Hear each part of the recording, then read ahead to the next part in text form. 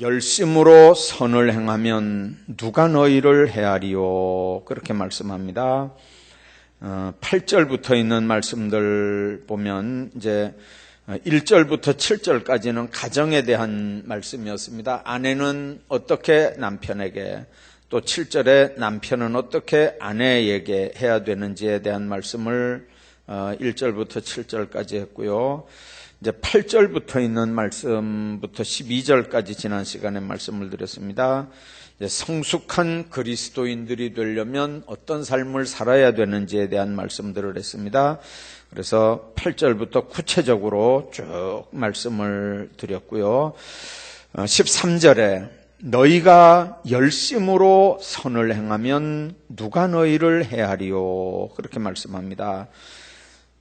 선을 행한다고 하는 말은 착한 일을 한다, 그런 의미입니다.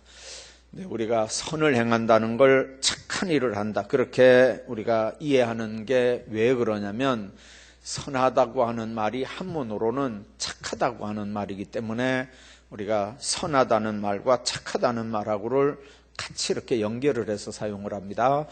그러나 선을 행한다고 할 때 여기서 말하는 선은 뭘 의미하냐면 하나님의 뜻을 쫓아서 사는 삶을 선이라고 얘기합니다.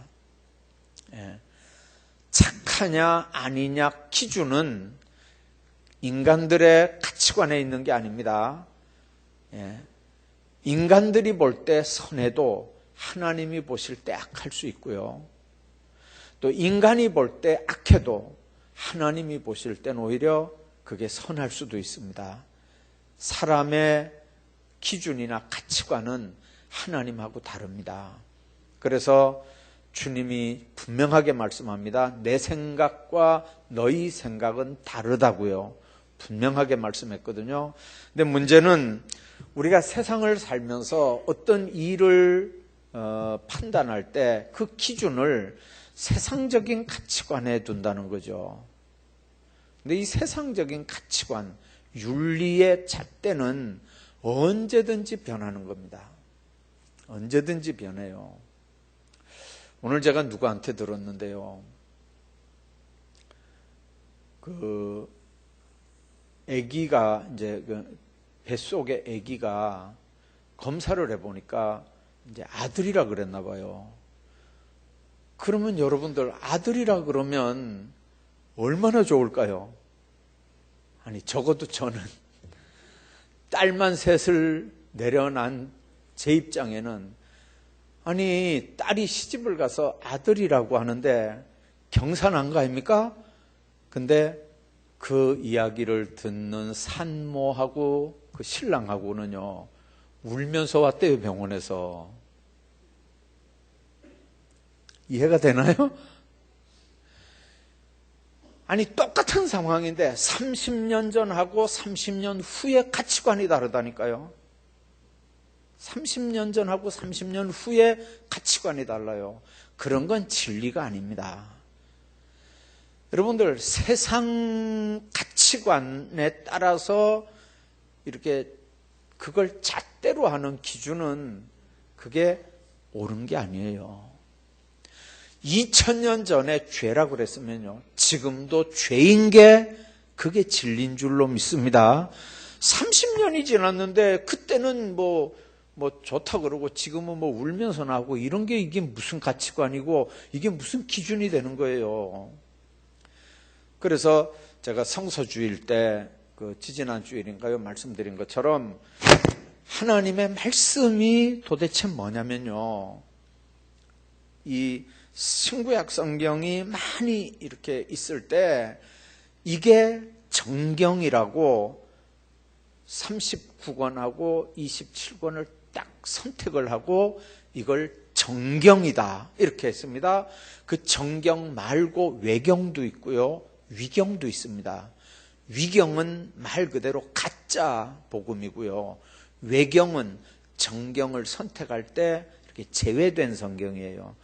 위경은 처음부터 이건 가짜고 외경은 정경 선택할 때 거기서 제외된 게 외경이고요. 그리고 정경은 3927 여러분들 암송하기 좋으라고 3927이잖아요. 구약은 39권, 신약은 27권, 이렇게 해서 66권을 딱 정해놓고 이걸 뭐라 그랬냐면요, 캐논이라 그랬어요. 캐논. 캐논 하면 여러분들 제일 먼저 생각나죠? 카메라 생각나나요? 카메라. 예. 그 캐논이라고 하는 말이 뭔 말이냐면 자라고 하는 말입니다. 자. 예. 자는 딱 갖다가 대면요, 정확하게 잴 수 있잖아요. 예. 자를 갖다 딱 대면 요게 몇 센치인지 요게 몇 센치인지 정확하게 잴 수 있거든요. 그래서 하나님의 말씀을 이 캐논이라고 하는 이유는 뭐냐면 우리 삶의 기준이란 말이에요. 우리 행동의 기준이란 말이에요. 우리 행위의 기준이에요. 우리 생각하는 양심의 기준이에요.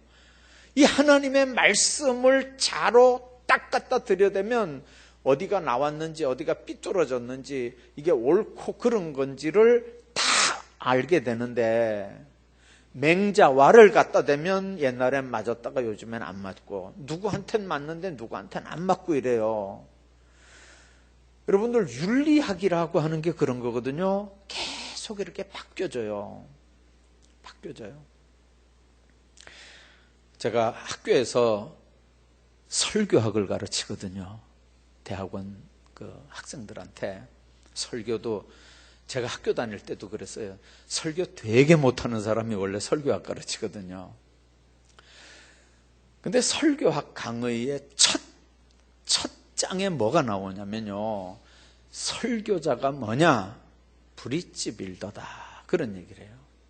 브릿지 빌더라는 말은 뭔 말이냐면, 이 다리를 다리 놓는 사람, 다리를 이렇게 다리 놓는 사람, 하여튼간 뭔 다리를 놓냐면요, 2000년 전에 성경이 쓰여질 때, 예수님 때 구약시대의 모든 사건들, 그 사건하고 2016년 현대에 사는 사람들하고 이 사이에 다리를 놓는 사람이 설교자라는 거예요. 그러니까 지금 누구한테 설교하냐면요, 2016년도를 사는 사람들한테 설교하는 거예요. 뭐를? 2000년 전에 예수님 사건을, 3000년, 4000년 전에 모세 사건을, 아브라함 사건을, 천지 창조 사건들을 지금 4000년, 5000년이 지난 지금 2016년을 사는 사람들에게 이렇게 연결을 시키는 게 이게 브릿지 빌더예요. 설교자가 하는 일이에요. 그러면 여러분들 기준, 가치관은 뭐죠? 지금 가치관으로 이 얘기를 해야 되겠나요? 이때 가치관으로 이 얘기를 해야 되겠나요? 이 다리 놓는 사람 역할이 뭘 것 같아요? 그 내용을 잘 연구를 해야 돼요. 왜 그때 그 말씀을 했는지, 그 말씀을 할 때 그 단어가 그때 사회에서 어떻게 통용됐던 단어인지, 그때 풍습은 어땠는지, 왜 그 얘기가 나왔는지를 잘 연구해가지고 지금 이 시대 상황에 맞도록 재해석을 하고 연결을 시켜주는 게 이게 설교자가 하는 일이에요. 근데 이거 딱 잘라가지고 이거는 무시해버리고 지금 세상 돌아가는 얘기를 해석하고 지금 여러분들에게 이렇게 얘기하면 이거는 윤리 강연이고 정치 강연이고 그냥 세상적인 뭐 그런 재밌게 1시간 들을 수 있는 그런 건 돼도 성경하고는 전혀 상관없는 거잖아요. 주님 안에서 여러분들 신앙생활을 할 때 분명하게 생각하셔야 돼요.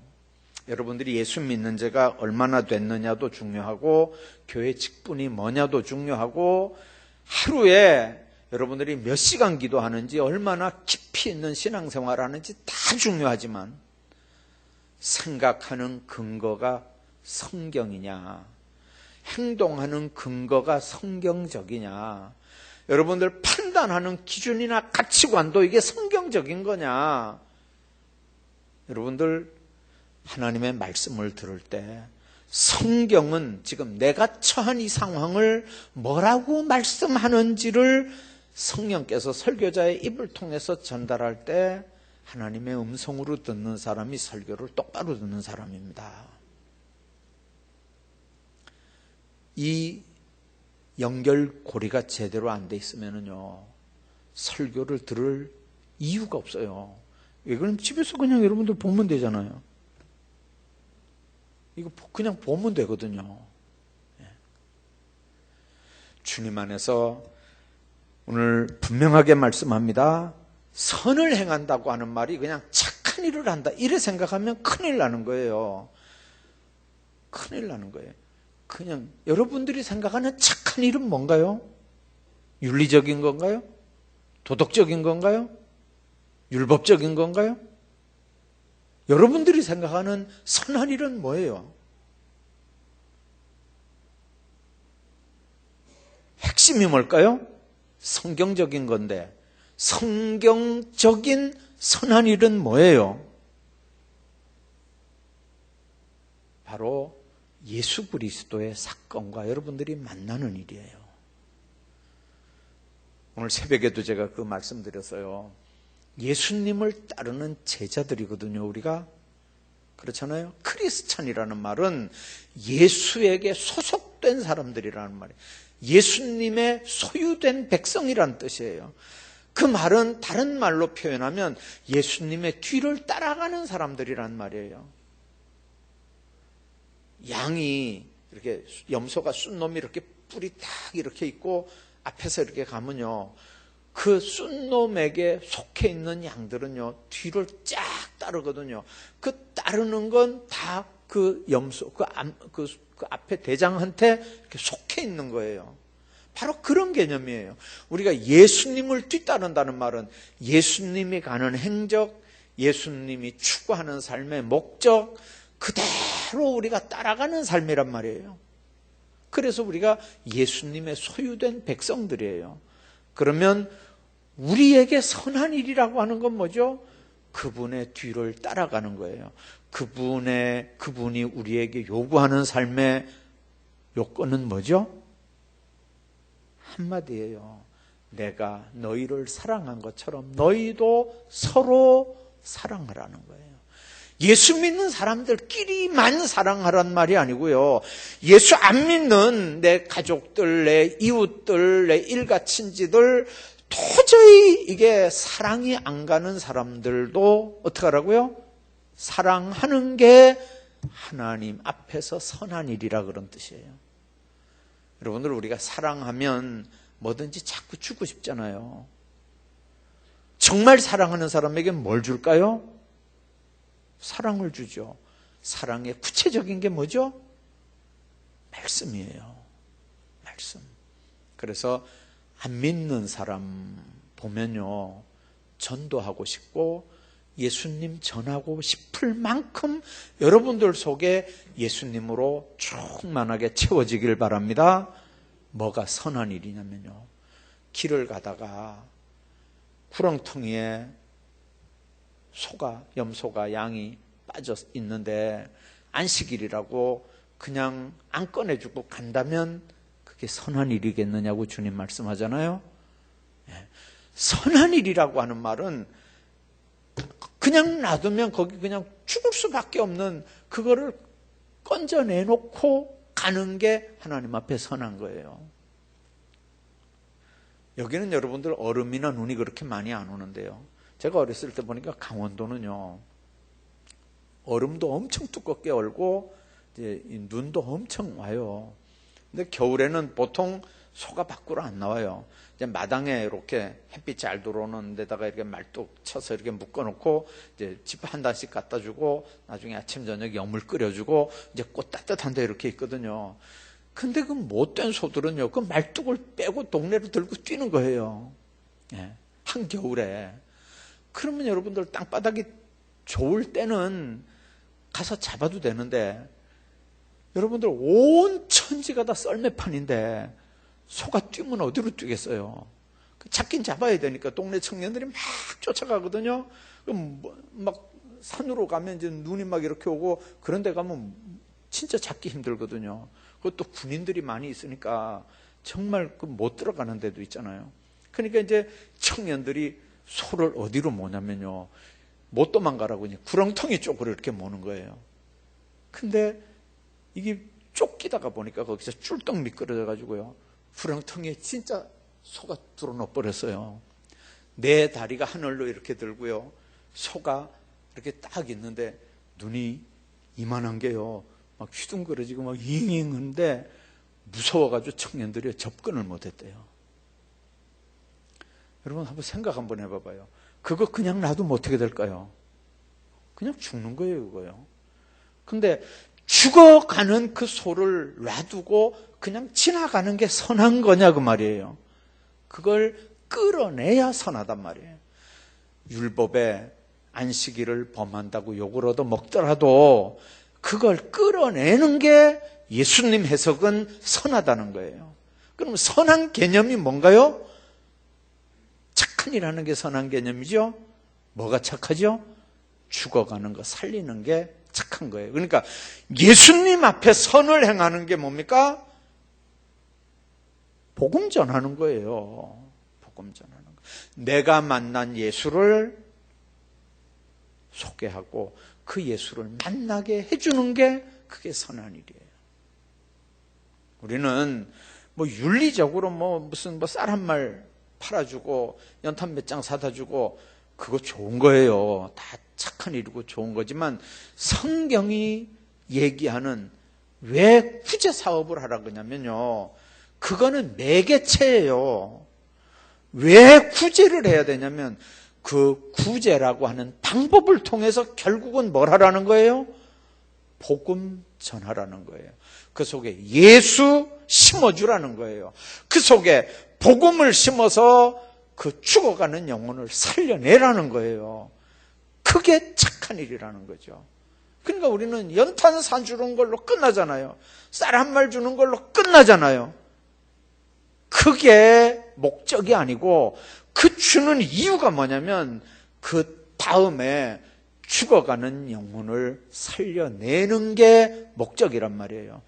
앞에까지는요, 중들도 하고요, 예수 안 믿는 사람도 얼마든지 한다니까요. 앞에 일은요, 연탄 사주고 쌀 사다 주고 하는 일은 예수 안 믿는 사람도 잘해요.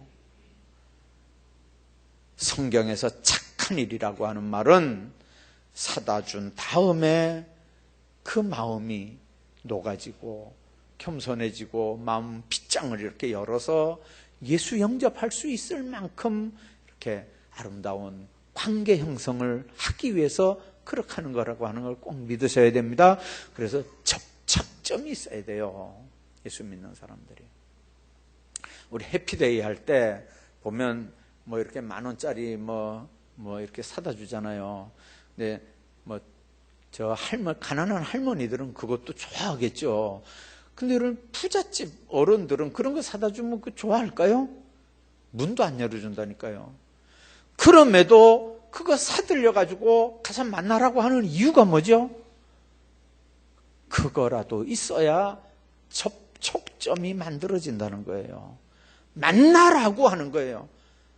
그냥 그거 아니래도 가서 짜장면 우리 같이 먹자, 점심 한번 같이 먹자, 이렇게 해서 그거 아니라도 만날 수 있으면요, 그런 거 필요 없어, 사실은요. 그렇잖아요. 주님 안에서 여러분들 이 말씀의 의미를 잘 이해를 하셔야 됩니다. 선한 일이 뭐라고요? 복음 전하는 일이에요. 선한 일이 뭐라고요? 예수 믿게 하는 일이에요. 선을 행하면 누가 너희를 해야겠느냐 그랬어요. 누가 너희를 해야 할까요? 그러나 의를 위해서 고난을 받으면 복이 있는 자다 그랬어요. 주님 앞에 선을 행하는 게 의롭다 함을 얻는 게 되는 거예요. 여러분들, 주님이 의롭다 하는 건 내가 하나님 앞에 무슨 대단해서 의로운 거 아니거든요. 제가 여러분들에게 몇 번 얘기했어요. 저는 그 예화보다 더 좋은 예화를 잘 못 찾은 것 같아요. 아직까지요. 제가 총각 전도사 때 동네에 추곡 수매 하는 얘기 제가 한번 했잖아요. 교회 옆에 연세 많은 권사님이 살고 계셨어요. 1년에 사위가 2번 와요, 그 집에. 추석날하고 설날하고 그 사위가 2번 와서는 그 할머니 때문에 자기 이제 장모님 때문에 교회도 와서 헌금도 하고 교인들한테 이렇게 밥도 한번 내고 또 경로당에 찾아가서 이렇게 이제 식사도 한번 대접하고 이제 사위가 그래요. 그러니까 1년에 2번은 꼭 와서 인사하고 가요. 근데 어느 날 제가 이렇게 가보니까 교회 바로 옆에 이제 이 동네 동사무소 같은 게 있는데 그 막 집보다 높은 추곡 이게 쌀가마니가 이제 막 동네 이렇게 잔뜩 교회 옆에 쌓였어요. 이렇게 나가 보니까 동네 사람들이 다 소구루마에 이제 그걸 끌고 왔는데 막 이렇게 쌓아놓는데 제가 유심히 봤거든요. 동장하고 그 옆에 교회 옆에 권사님 사위하고 또 한 2사람하고 이렇게 쭉 가는데 보니까 그 사위가요. 지금 모르겠어요. 제가 그 직책이 뭔지 모르겠는데 하여간 높은 사람이었나 봐요. 높은 사람인데 뭘 하냐면요. 꼬쟁이 같은 걸로 쌀푸대를 쿡 찔러가지고요. 그 벽시 있잖아요. 그거 나락을 이렇게 손바닥에다 이렇게 딱 하고 또 어떤 걸 하나 이렇게 깨물어 먹어보기도 하고 이렇게 하면요. 1, 2 이렇게 하면 뒤에 가는 사람이 1등급이면 1등 도장 딱 찍고 그 푸대다가요. 2 하면 2등급 도장을 딱 찍고 이래요. 근데 이렇게 딱 찔러가지고 이제 이렇게 먹어보고 1, 2 하는 사람이 이 사람이 사위거든요. 이 집 사위거든요. 근데 그 사위 뒤를 누가 따라가냐면요. 그 동네 나이 많은 이장님이 따라가면서 김서방 이렇게 하면서 쫄쫄 따라다니는 거예요. 그 말은 뭔 말이죠? 좀 점수 좀 좋은 등급 좀 주라고 쫄쫄 따라다니면서요. 김서방 그래요.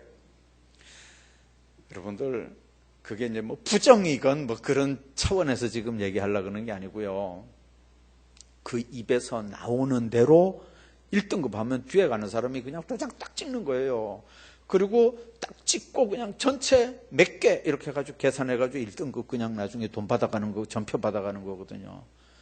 근데 여러분들 제가 그때 하도 그 인상이 깊어가지고 내가 딱 봐도요. 그 뒤에 그런 얘기도 들리더라고요. 그 아무개 때문에 모두 우리가 등급 잘 받은 줄 알으라고 막 이장이 막 그러더라고요. 근데 내가 봐도 그렇겠어요. 그 입에서 나오는 대로 뭐 1등급, 2등급인데 그게 2등급인데도 그 사람이 1등급 하면 그냥 1등급 되는 거예요, 그게요. 그 시간에는, 요즘에는 뭐, 그게 어림도 없을란가 모르겠는데, 하여튼 옛날엔 그랬어요. 박 대통령 돌아가시던 그 해니까. 여러분들, 입에서 나오는 대로 등급이 결정되는 거예요. 근데 우리가 하나님 앞에 1등급이라서 주님이 우리 보고 1등급이라 그러겠어요? 주님이 우리를 의로워서 의롭다고 하겠냐고요. 한문으로 오르르이자 한번 여러분들 봐봐요. 양자 밑에 네 아자가 있죠. 그죠? 오르르이자 한번 봐봐요. 양자 밑에 그 밑에 네 아자가 있어요. 뭐가 오르냐면요. 어린 양 예수 아래 내가 있어야 그게 옳은 거예요. 아무리 인간적으로 뭐 더하기 빼기 잘한다고 그게 옳은 게 아니고 주님 아래 내가 있어야 이게 옳은 거라니까요. 그래서 그런 사람들, 그러나 의를 위해서 고난을 받으면 복이 있다 그랬어요. 그런 사람들은 고난이 없어야 되는 거잖아요. 그런데 왜 고난이 있을까요? 의를 위해서 고난을 받으면 복이 있는 자니. 그래서 여러분들, 복은 만사 형통만 복은 아니에요. 요셉 한번 보세요.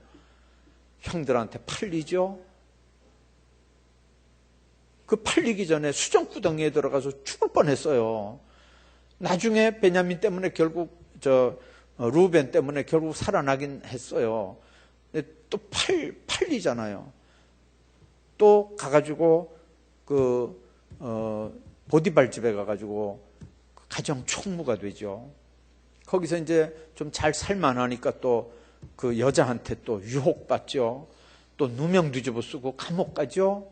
근데 그 성경들을 여러분들이 이렇게 잘 요셉 사건들을 보면 이거는 만사 형통이 아니고요. 만사 불통이에요. 하는 일마다 안 되고 하는 일마다 점점 더 안 돼요.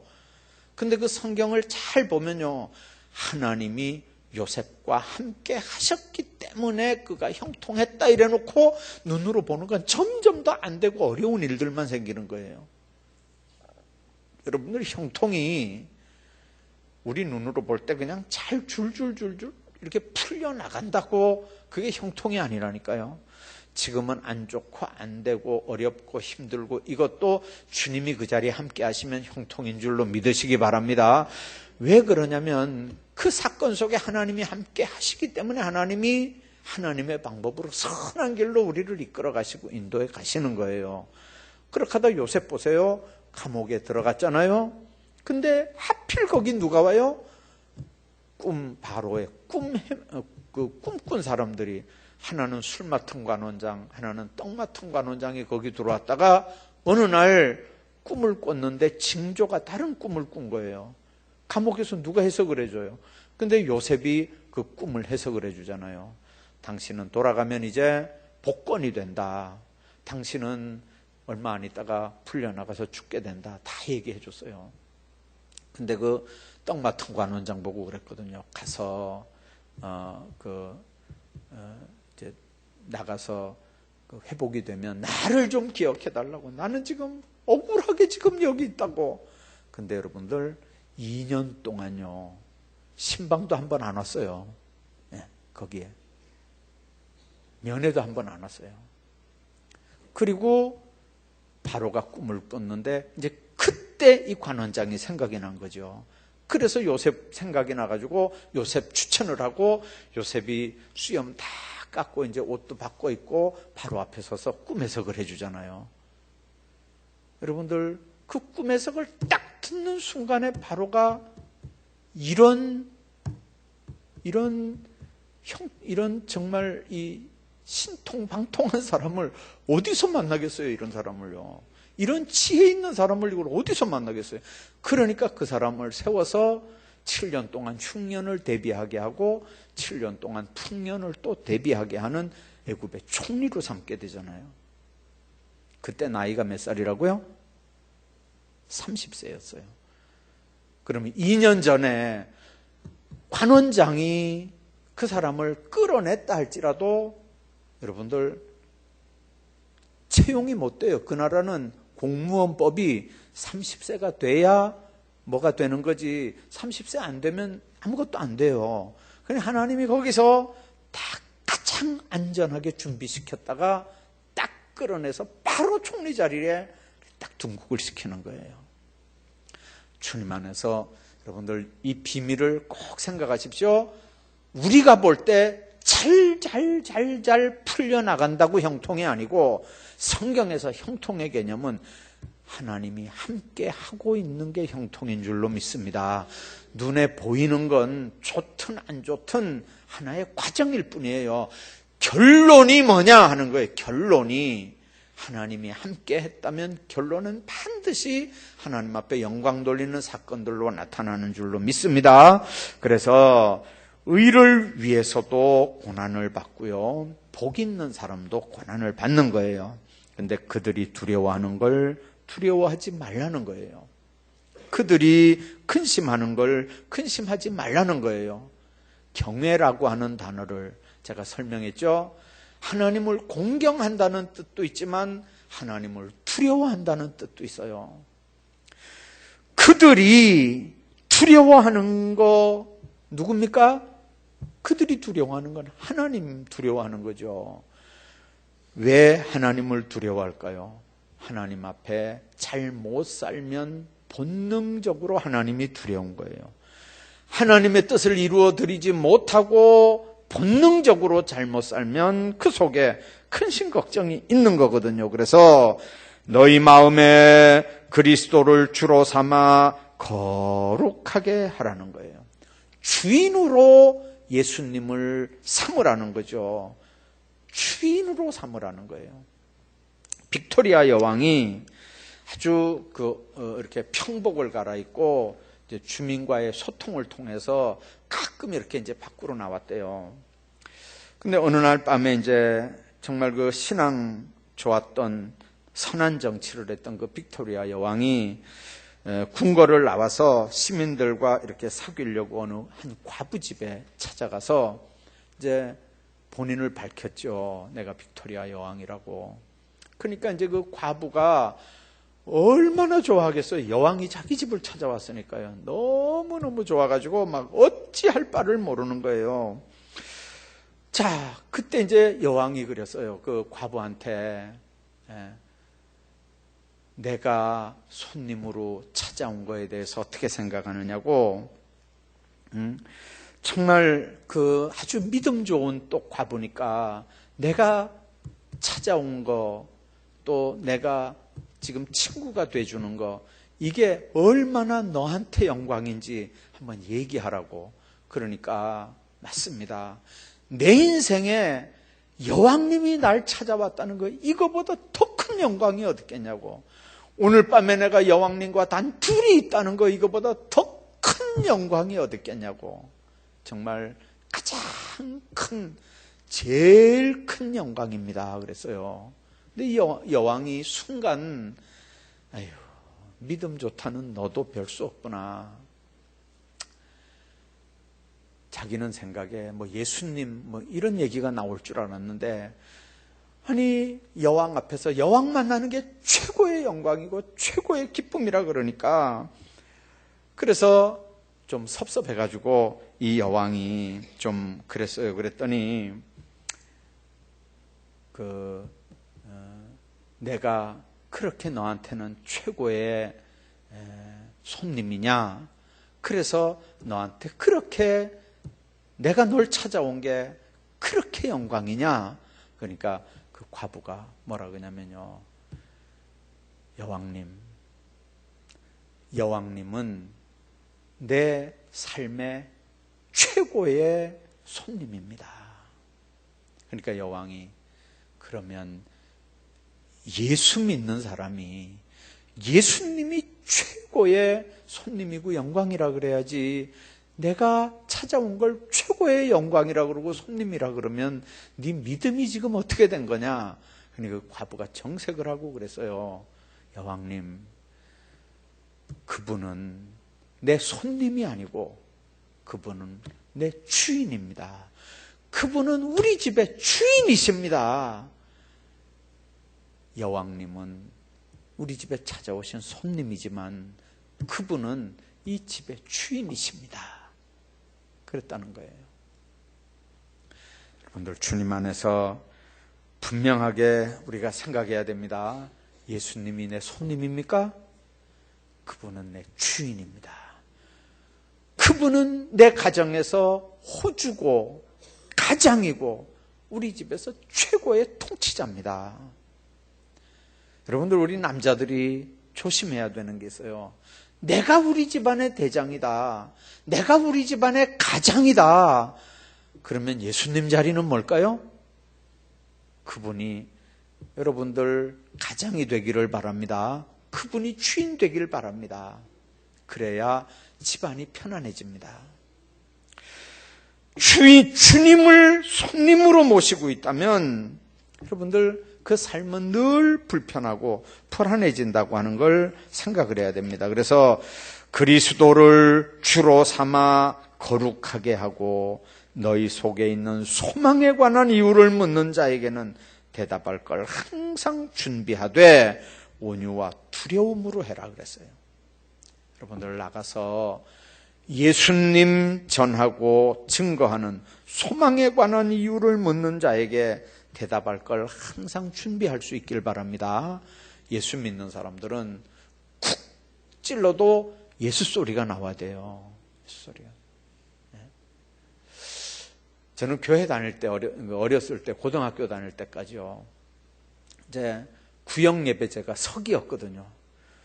우리 구역의 구역 석이었어요, 제가요. 그래서 이제 출석부도 제가 하고 이제 구역 헌금도 제가 관리하고 그랬어요. 이제 구역장님이 이제 연세 많은 우리 어머니보다 이렇게 또 이렇게 조금 더 많은 이제 그런 분이 구역장님이고 제가 석이었어요. 근데 그분하고 이렇게 이제 같이 신앙생활을 할 때 가다가 밤에 이제 구역 예배 가잖아요. 그러면 글로 지나가서 그 권사님 모시고 이제 구역 예배 드리러 이렇게 가는데 그때 뭐 전기가 있습니까? 깜깜한데 가다가 보면요 비포장 도로니까 뭐 돌뿌리 채는 건 뭐 보통이거든요. 신발이나 줬습니까? 옛날에 다 고무 신발 그거 신었잖아요. 그러면 돌뿌리를 채면요 신발은 신발대로 가거든요. 예. 그러면 돌뿌리 채면요 뭐라고 하냐면 아이고 주여 이래 주여 소리가 입에 붙어 있어요. 뭐 조그만 일이 있어도 아이고 주여 선해요. 그때 신앙생활 하던 분들이 참 요즘에는 조금만 문제가 있으면 아이고 머니나 이렇게 하나요? 아이고 머니나는 둘째치고 에이씨 이렇게 하는 사람도 봤다니까요. 나는요 에이씨 이렇게 하는 사람도. 여러분들 예수님이 우리 속의 주인이고 내 안에 계시면요 어떤 문제가 있으면 주여 소리가 저절로 나오게 돼 있다니까요. 쿡 찌르면 주여로 충만하기를 바랍니다. 여러분들의 삶 속에 풍성한 삶을 가져야 되고요. 언제 어디서 어떤 상황에서든지 우리가 만나는 사람들에게 대답할 것을 항상 준비하라 그랬어요. 예수가 내 구주라고. 내가 예수 믿기 전엔 이랬는데 내가 예수 믿은 다음에 주님 만난 다음에 내가 이렇게 내 삶이 바뀌었노라고 분명하게 증거할 수 있길 바랍니다. 그런 영적 체험들이 여러분들 모두에게 다 있기를 바랍니다. 여러분들 복음서 외의 모든 신약 성경은 다 자기가 만난 예수에 대한 얘기들이에요. 자기가 만난 예수에 대한 얘기들. 지금도 여러분들 나가서 전도할 때 성경에 대한 얘기해야 되지만 가장 능력 있게 할 수 있는 건 뭐냐면요. 내가 예수님 만나기 전엔 이랬는데 내가 예수님 만났더니 내 삶이 이렇게 바뀌어졌다. 그것보다 더 세게 증거할 수 있는 사람이 있나요? 그 간증을 하면요 내 안에 계신 성령님께서 그렇게 했었거든요. 그러니까 그걸 내 입으로 고백하고 간증하고 주님 높여드리면요 그 안에서 성령이 얼마나 강력하게 역사하는지 몰라요.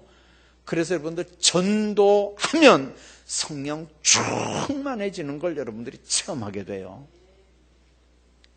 전도하십시오. 증거하셔야 돼요. 예수님 증거하셔야 돼요. 하나님께서 이 귀한 사명들을 여러분들이 잘 감당할 수 있기를 주의 이름으로 축복합니다.